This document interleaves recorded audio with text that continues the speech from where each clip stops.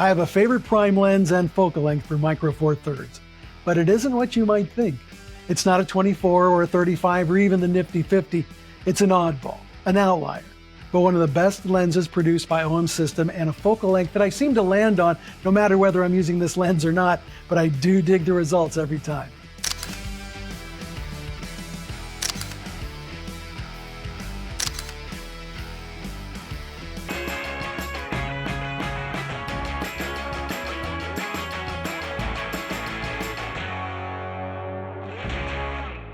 The focal length that pulls on my creative heartstrings the most, it's got to be the 20mm.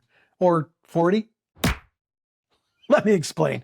Due to the smaller size of the sensor on a micro four thirds camera, a 20mm lens provides an equivalent look of a 40mm lens as if it was attached to a full-frame camera like a Canon R6 or a Nikon Z8.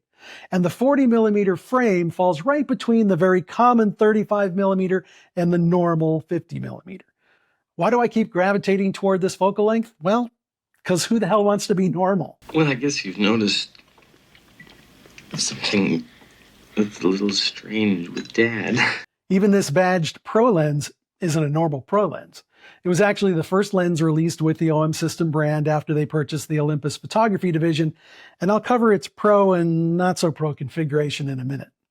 I do want to say this is not a sponsored video. OM System did not ask me to make this video. They have no input into what I say. And while I am a recent affiliate because I use and recommend this gear, I am a satisfied customer first and foremost. That's it. And I want to share my experience and insights.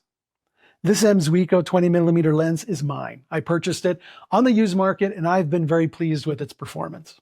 But let me ask you, have you ever felt out of place, like you didn't belong? The odd one out in a room or a situation, but you knew you were more capable than those around you. You just knew it, even if they didn't.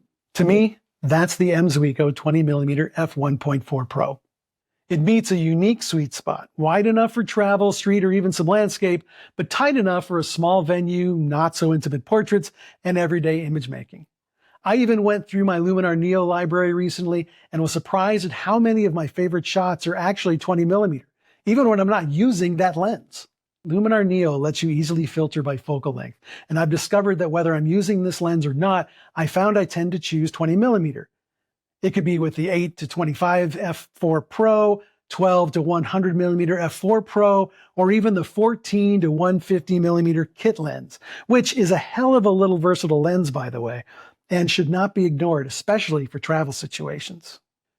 Why do I think this lens stands out? Well, it was released in late 2021, so it's not an old lens by any means. In fact, I have underwear older than that. Do you smell it? It weighs only about half a pound. It's super portable and great on any camera, even a small pen. The build, it's metal. It's got IPX1 weather sealing, it's rugged, and it's compact. And with a fast 1.4 aperture, you can confidently shoot wide open. It has gorgeous bokeh. In fact, OM System calls it feathered bokeh. I don't know why. All I can tell you is it's soft, it's smooth, and it drops off. The transition is beautiful. The autofocus is silent, fast, and reliable. Now, Olympus and OM System is not known for video, but the 20mm f1.4 makes for an excellent video lens.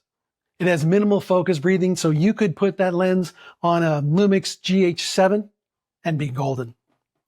Now, the lens is not without its quirks. It's pro, but not so pro. So unlike other OM System and Olympus Pro lenses, it doesn't have a manual clutch. It doesn't have the function button, but it has the metal construction.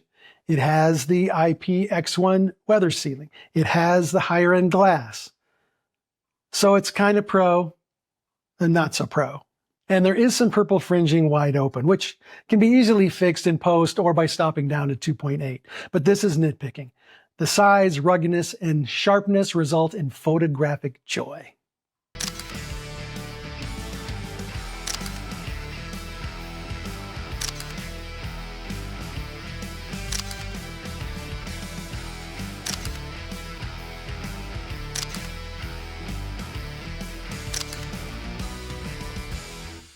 One thing I love about this format and this system is the unique lens lineup. Sure, you have the traditional full frame equivalent 24mm, 35mm, or 50mm prime, but I also love the oddball gems like the 30mm macro, which is a 60mm full frame equivalent, or the 60mm macro with 120mm equivalent, or of course the newer 90mm macro with 180mm full frame equivalent.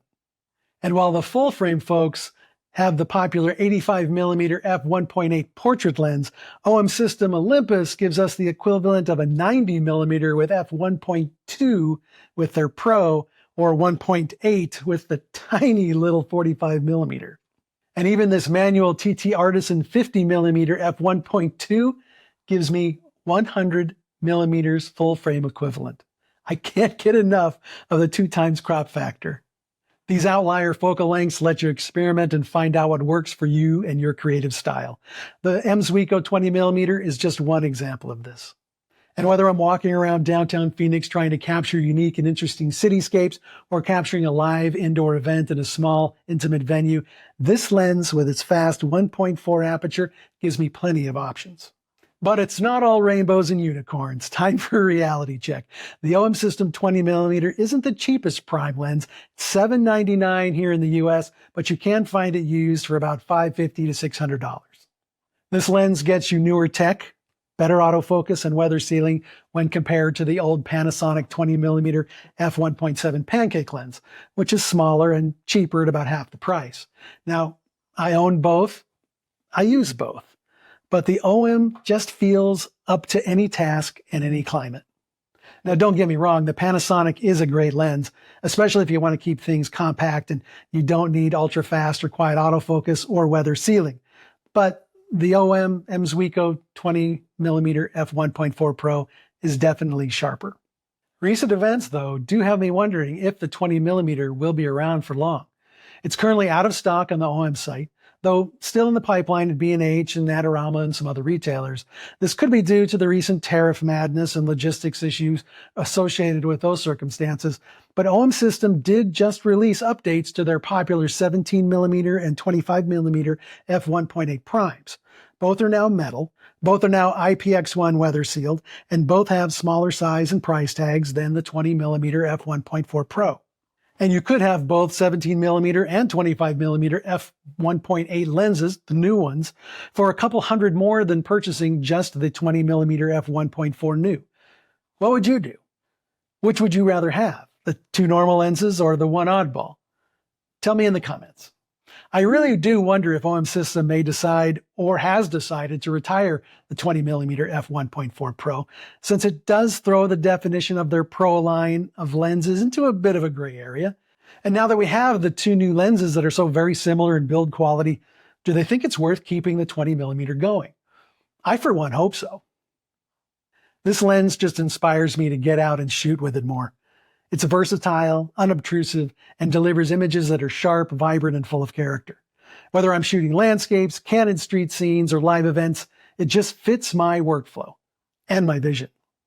If you're currently a Micro Four Thirds photographer, or you're thinking of switching formats, we'd be glad to have you.